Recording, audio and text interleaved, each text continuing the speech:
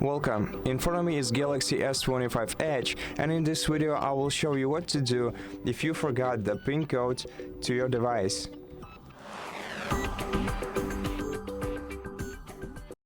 So the first thing you gotta check is whether you're entering a right PIN code. So make sure that you're entering the PIN code that you set up for yourself and not the SIM card PIN code, because those two are often mistaken for each other.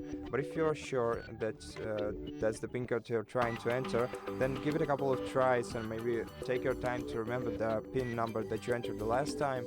And if you still can't, then the other best solution for you would be to contact Samsung customer support service, and if you can prove the ownership of your device to them, they will most certainly help you out with solving this issue without the need to erase any of your personal data or your information from your device.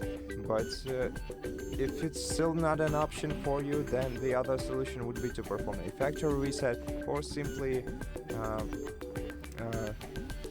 erasing data from your phone.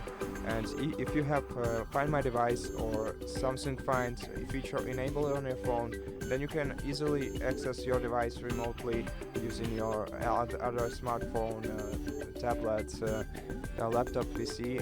Just log into your smartphone or Google, log into your Samsung or Google account, and find your device and select Erase All Data.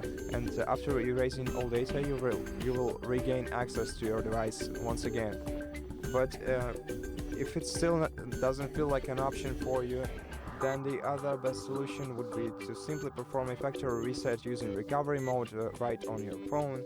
If you need some help on the way, then we have an entire video on our channel explaining you how to do this step by step.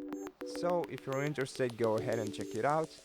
And as for me, I think that's all I wanted to mention.